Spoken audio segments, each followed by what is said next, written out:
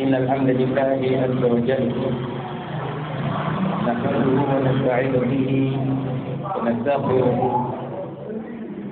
ونعوذ بالله من شرور أنفسنا وسيئات أعمالنا من يهده الله فلا مضل له ومن يضلل فلا هادي له وأشهد أن لا إله إلا الله وحده لا شريك له وأشهد أن محمدا عبده ورسوله اللهم صل وسلم وبارك عليه وعلى آله وأصحابه وعلى التابعين لهم بإحسان إلى يوم الفصل إن شاء الله الرحمن. Alors que nous sommes le 16 Ramadan de l'an 1442 de l'immigration du prophète Mohammed sallallahu alayhi wa ala alihi wa sallam de sa terre natale la Mecque vers la Médine, la terre d'émigration, correspondant au 28 avril 2021. Nous voulons que Allah l'a prévu pour nous pour suivre la lecture de la portion de notre livre Uddat al-Sabirin, qui fait précisément le Bawa'if al-Khalas min al-Dhunub, les motifs pour se départir des péchés du grand imam Abu Abdullah Muhammad bin Abi Bakr ibn Ayyub ibn Qayyim al-Jawziyya rahmatullah alayhi rahmatan wasi'a, accompagné de ta'liqat Ustaz Dr. Abdul Razak ibn Abdul Mohsin al-Badr. Nous disons قال الإمام ابن القيم رحمه الله الثامن عشر 18e point.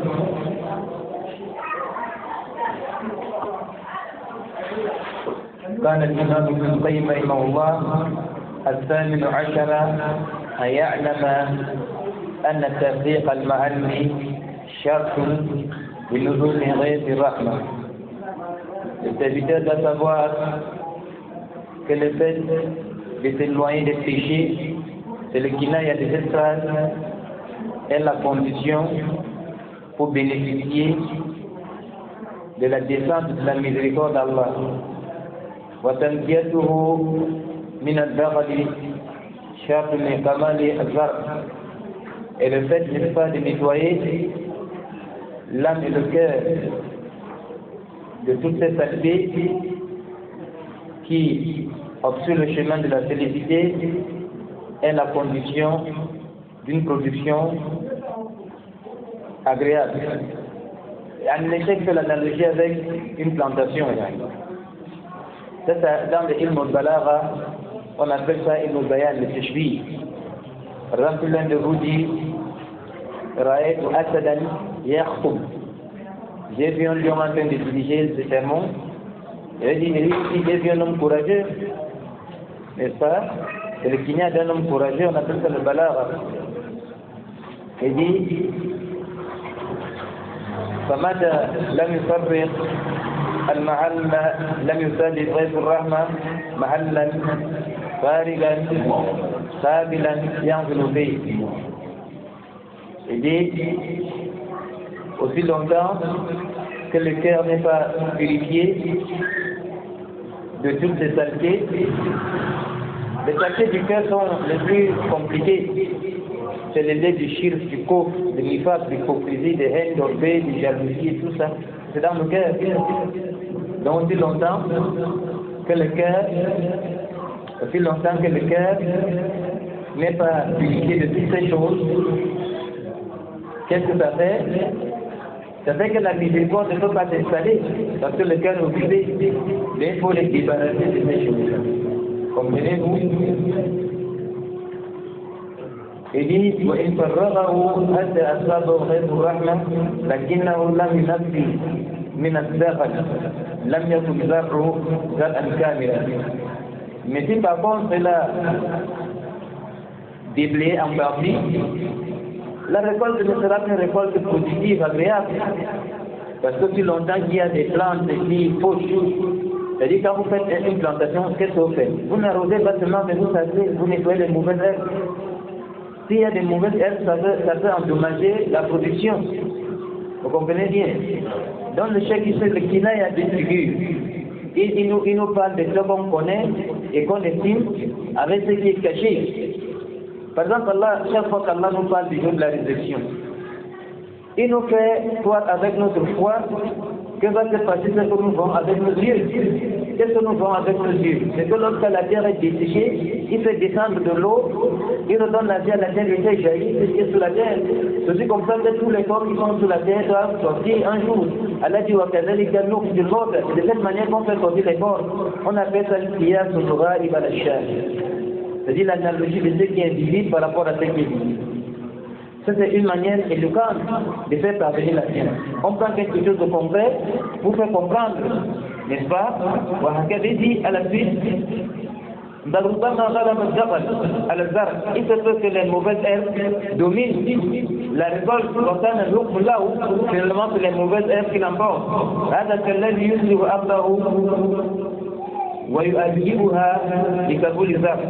l'instant de celui-là qui a nettoyé sa terre et a préparé sa terre à pouvoir accepter la semence. Il sème la graine et il attend la descente des ardeurs de pluie.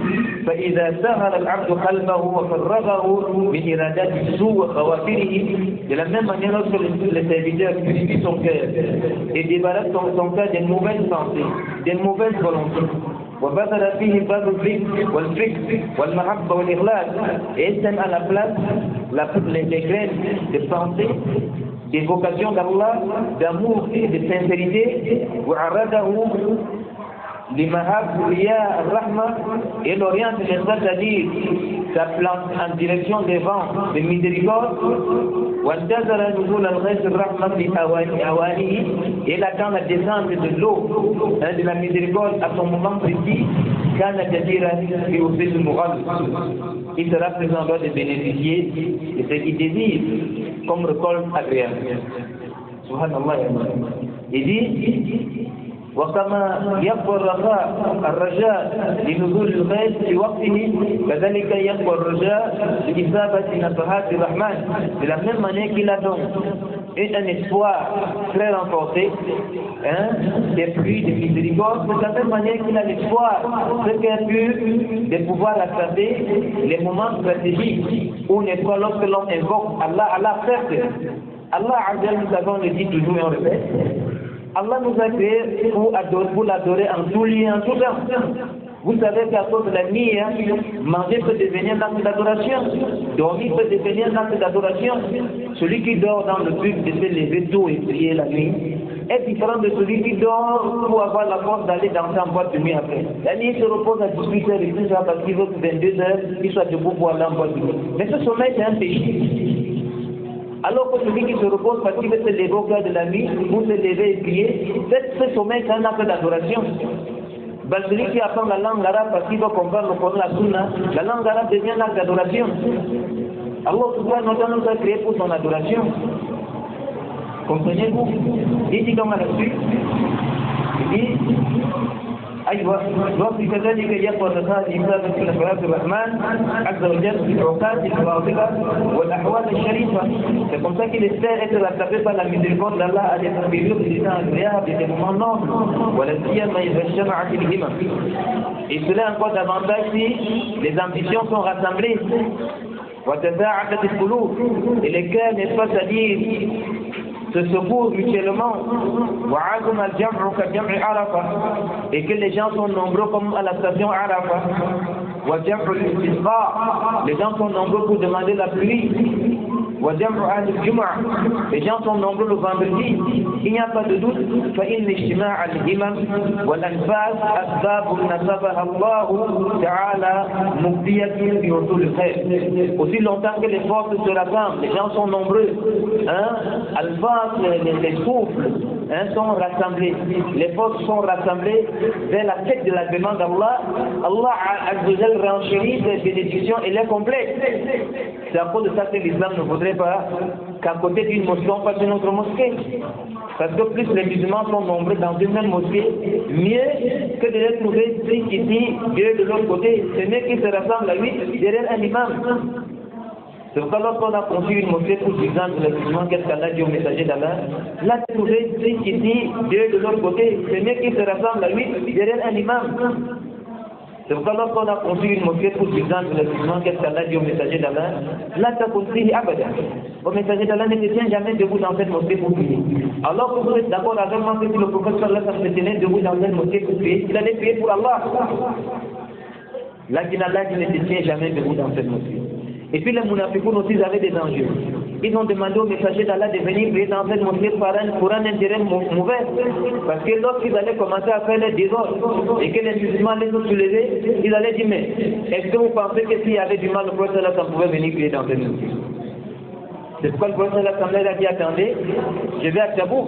Arrivé à Tabouk, Allah a révélé au prophète sallallahu au sujet de la mosquée, il a demandé qu'on brûle cette mosquée. Allah dit au prophète sallallahu alayhi wa sallam, ne se tient jamais debout pour prier. Malgré qu'on est tous conscients que si prier dans cette mosquée, prier pour Allah. Mais la mosquée était bâtie pour 10 ans. Le rassemblement est très important quand il est dans le khair. Il dit, كما نسب سائر الأسباب مقضية إلى مسبباتها. Allah a fait en sorte que toutes les causes, n'est-ce pas, c'est-à-dire qu'on puisse parvenir aux objectifs. Parce que les causes et les effets.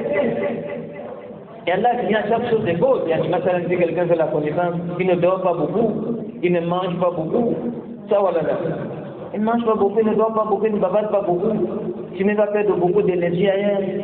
وهكذا لكن العبد لجهله يغلب عليه الشاهد على الغائب. Mais maintenant le serviteur avec son ignorance est impressionné par ce qui est apparent au détriment de ce qui est caché. C'est ce qu'on disait l'autre jour. Wallah, vous êtes d'accord avec moi que si quelqu'un vient devant cette mosquée avec une mallette et que les voisins observent ce qui se passe, les gens finissent d'accomplir la prière. Chaque fois que quelqu'un sort, il lui donne un bénéfice. À la peine de l'acte de Allah, il n'y aura pas de place. Parce que ça c'est un chahid.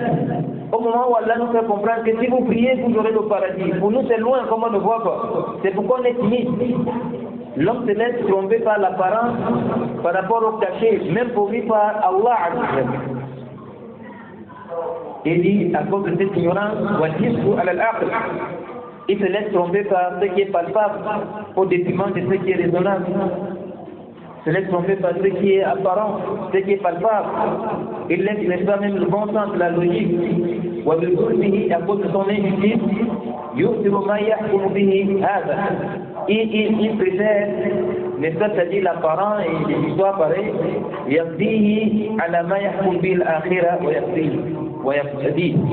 au détriment de ce qui est pour l'au-delà et ce qui implique l'agrément dans l'au-delà. Wallah, le plus heureux de ce monde, s'il n'est pas les gens du paradis, il dira lui-même qu'il n'a jamais vu le bonheur.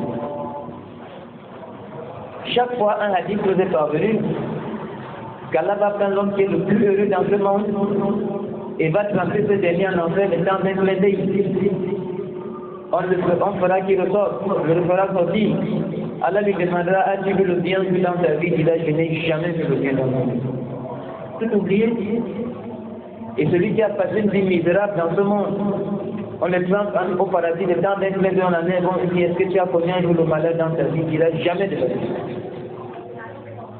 Le monde est si on le donne entièrement à quelqu'un, non seulement il ne peut même pas en tirer profit. C'est pourquoi Allah compare la terre au bas monde, à l'eau. À de l'eau, vous savez pourquoi? Parce que l'eau ne stable pas. L'eau ne stable jamais. À un moment, ça part. Les eaux stagnantes. À un moment, ça disparaît. Allah dit, إنما مثل الحياة الدنيا كماء أنزلناه من السماء فاختلط به نبات الأرض مما يأكل الناس والأنعام إلى آخره. La vie de ce bas monde est comme de l'eau qu'Allah fait descendre du ciel qui se mélange avec les produits de la terre pour faire jaillir ce dont se nourrissent les hommes et les animaux. Tout le temps, Allah compare la vie à de l'eau parce que l'eau, même quand il est utile, si tu en prends trop, il va te nuire. Vous n'avez pas remarqué? Même quand c'est utile, si tu en prends plus qu'une enfant, ça devient un dommage. C'est comme ça qu'Allah compare la vie de ce monde. Il dit ici, faites de l'attention, l'homme peut être ce qui est éphémère en ce qui est dans le monde. وَلَوْ فَرَّقَ الْعَبْدُ الْمَحَلَّ وَهَيَّأَ وَأَصْلَحَ لَرَعَ الْعَجَائِبِ. Par contre, si l'homme purifie son cœur, il déblesse son cœur, tout ce qui est comme désagrément, tout ce qui est comme péché, il investit dans son cœur ce qui est agréable, il verra des étrangers. Il verra des choses qui vont attirer sur lui l'économie. فإن فضل الله لا يرده إلى المانع الذي في العقل. Il en est ainsi parce que les faveurs, les bienfaits d'Allah, rien ne peut les rejeter, sauf la mauvaise âme de l'homme. Allah ne nous a pas créés pour souffrir, mais c'est nous-mêmes qui obstruons le chemin de la félicité à cause de nos péchés. Allah nous a montré la voie du bonheur et nous a dit, si vous suivez cette voie, voilà ce qui vous attend. Normalement, on devait suivre cette voie-là. Mais on a délaissé cette voie au détriment des pensées, au détriment du palpable, au détriment de l'apparence, de ceux qui trompent l'œil. Résultat de cause, on est dans la gêne continue. Et dit, فَلَوْ أَزَلَ ذَلِكَ الْمَانِعِ لَسَارَعَ إِلَيْهِ الْفَضْلُ مِنْ كُلِّ ثَوْبٍ. Wallahi, si l'homme discitant lui cette barrière-là, il verra le bien venir vers lui en toutes les directions. فتأمل هذا النهر العظيم يسقي كل أرض يمر عليها. Médite le cas d'un fleuve, d'une rivière, n'est-ce pas, c'est-à-dire qui arrose, qui abreuve toutes les terres. Vient s'interposer entre cette rivière-là et une terre défrichée, une terre, n'est-ce pas, c'est-à-dire aride, une terre, ça vient s'interposer. وصد كثير un obstacle, n'est-ce pas, c'est-à-dire important. فصاحبها يشكو الجد والنهر إلى جانب أرضه. Le propriétaire de la terre va se plaindre de la sécheresse alors que l'eau ne coule pas loin de lui. C'est ça la vérité. C'est comme ça que nous sommes dans ce cas de figure. Wallahi, mes chers frères, vous ne trouverez pas un croyant malheureux. Mustahil. Il faut revoir ta force. Parce que tu es connecté à Allah qui a tout. C'est pourquoi Allah dit au prophète sallallahu alayhi wa sallam, وَتَوَكَّلْ عَلَى الْحَيِّ الَّذِي لَا يَمُوتُ. Place ta confiance en les vivants qui ne meurent jamais. Place ta confiance en les vivants qui ne meurent jamais. Pourquoi cette précision qui ne meurt jamais? Allah est le vivant. Allahu la ilaha illahu al-hayyul qayyum. Allah est le vivant qui subsiste par lui-même. Mais pourquoi Allah précise alladhi la yamut, qui ne meurt pas? Parce qu'en réalité, toute vie en dehors d'Allah doit mourir. Toute vie en dehors d'Allah doit connaître les termes. Même l'ange de la mort va mourir. L'ange de la mort qui a fait avec les âmes doit mourir. Il viendra Yawm al-Qiyamah ce jour-là sous forme d'un bélier qu'on va égorger entre l'enfer et le paradis. Et on dira aux gens du paradis, Ya Ahl al-Jannah, Khuludun wa la mort. Vie éternelle, il n'y aura plus de mort parce que la mort est morte. Ya Ahl al-Nar, Khuludun wa la mort. Aux gens de l'enfer, la vie sera éternelle, il n'y aura plus jamais la mort.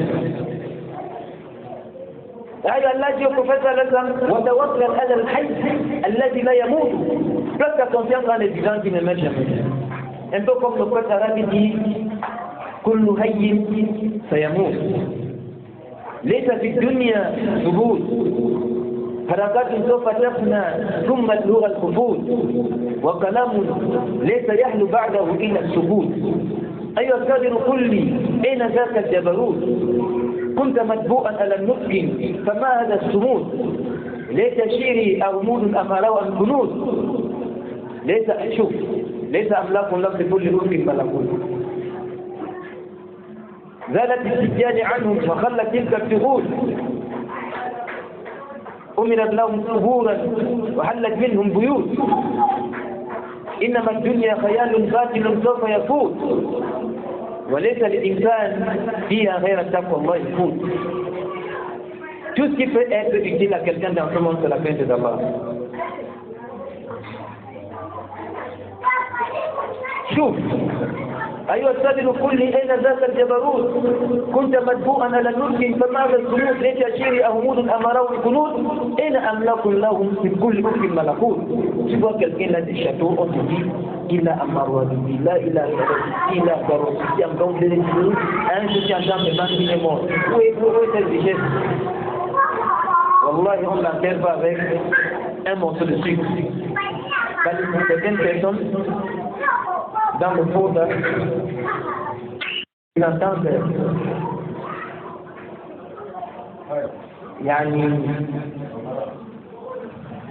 ils entendent la parole d'Allah dans le Coran. Voilà qu'un salafiste va faire le dunya. Il récite les versets le jour qu'il a porté le village. Comme Allah dit, voilà qu'un salafiste va faire le dunya. N'oublie pas ta faute pas dans le monde. Il a même fait le jour qu'il achète une voiture. Quand les gens arrivent chez lui, Masha'Allah, ya Khaya. Il dit, voilà, c'est le nasiba comme une dunya. Lakin l'imam de Mufassiroun, l'imam al-Qurtubi, il dit, ces versets n'ont aucune relation avec les matières de dunya. Il dit, voilà, c'est le nasiba comme une dunya, nasibu comme une dunya al-kafan. N'oublie pas ta faute pas dans ce monde, c'est-à-dire c'est ton linceul, avec lequel on t'empêche parce que c'est la seule chose que tu emportes. C'est la seule chose que tu emportes. Et vous êtes d'accord que le linceul ne doit pas coûter cher. Parce que quand quelqu'un est mort, la richesse n'est plus sa richesse, c'est la richesse des héritiers. Quelqu'un ne peut pas mettre dans son testament que si je vais aller m'acheter un linceul super simple. Jamais ça vie. Parce que quand il est mort, l'argent n'est plus pour lui. Il y a ce qu'on appelle beaucoup de talib. On va regarder les dettes qu'il a vis-à-vis d'Allah et les dettes qu'il a vis-à-vis des hommes. On va faire ce qu'on appelle le Coran de dire.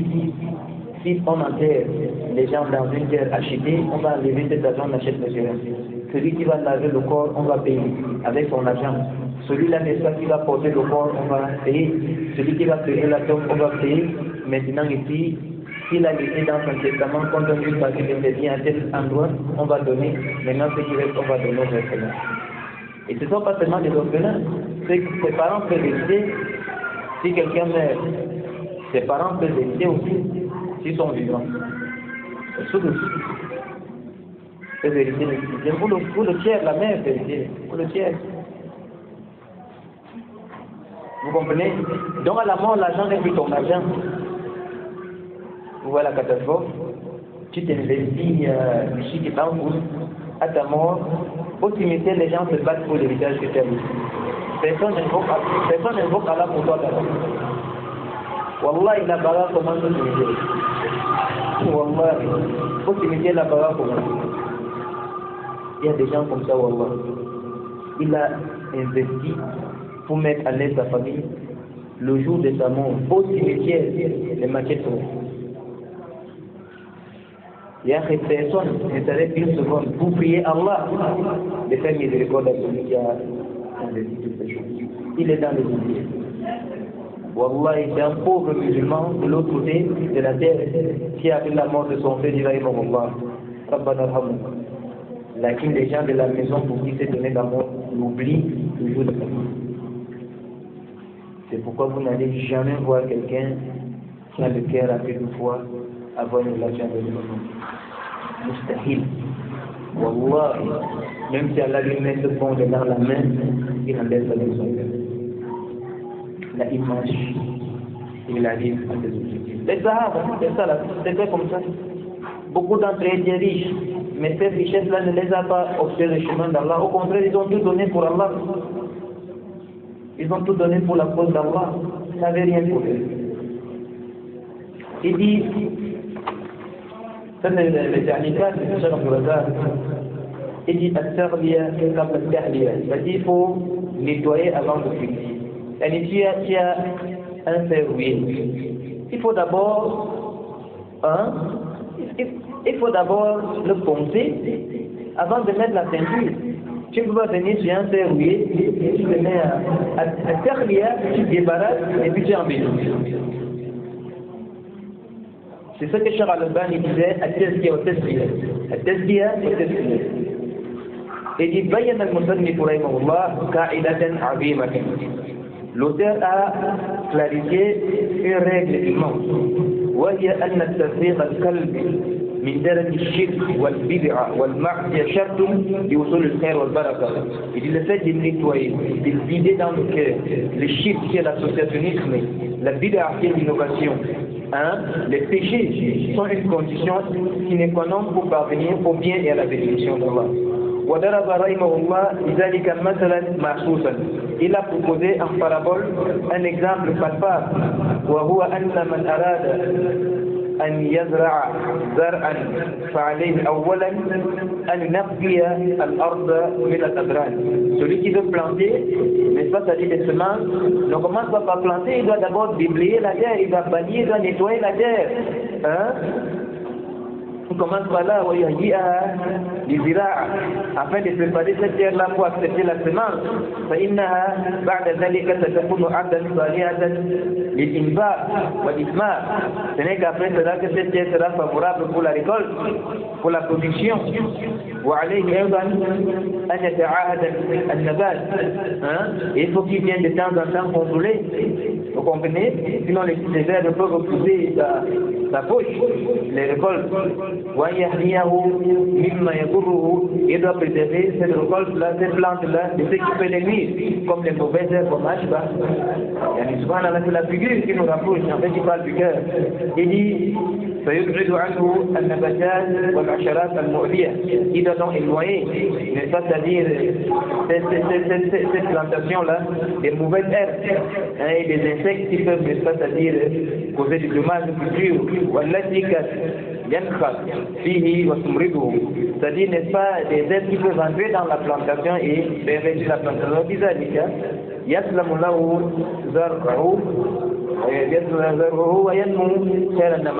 Ce n'est qu'à cause de ça que la plante, les graines seront préservées et vont pousser de la meilleure manière.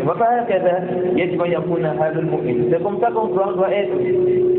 تجتهد أولا بتزكية قلبه وتزكيته. Il doit s'investir à purifier son cœur, il doit s'investir à purifier son cœur, à débarrasser son cœur من أنواع الشرك والمعاصي, de différentes sortes de shirk et de péchés. Les shirk qui soient grands, qui soient petits, les mauvais, le péché, الإثم والعهد. يعمر الإيمان بقلبه ويثمره, afin de bâtir dans son cœur la foi et de permettre à cette foi de croître. ثم يجتهد بعد ذلك بتعاود هذا الإيمان. Et dans l'espace d'investir à revenir constamment sur cet iman. وتزكيته مما قد يشوبه من الذنوب والمعاصي. Et doit tout le temps vérifier sa foi. Il faut vérifier sa foi afin qu'elle ne soit pas fauchée par les péchés et la désobéissance. Parce que ça va diminuer la foi, ça va encore diminuer la iman. Et le sunna wal jamaa disent l'iman yazid wa yanqus. لكن يزيد بالطاعة وينقص بالمعصية. Si maintenant qu'il plonge dans les péchés, la foi sera dégringolante. Donc il faut qu'il veille sur sa foi. Le professeur a comparé la foi à un vêtement. Vous n'avez pas remarqué que l'un d'entre nous veille sur ses vêtements, surtout quand il passe qu'il y a des gens et tout ça, ils se rappellent est-ce que c'est ça les deux églises. Il n'y a pas de mal en ça, mais la foi c'est encore plus important que ça. Il faut la revoir tout le temps. Comprenez-vous? Et il fait la première péché, il se spécifie de demander pardon à Allah. Et doit se départir du péché en évitant ce péché, afin que l'iman, la foi, augmente dans son cœur, et que ce cœur bénéficie des miséricordes et des bénédictions d'Allah. Inch'Allah, le 9e point est un peu très long. Si ça ne vous dérange, je pense que ça va bien. On prend quelques questions, on va nous le ferons.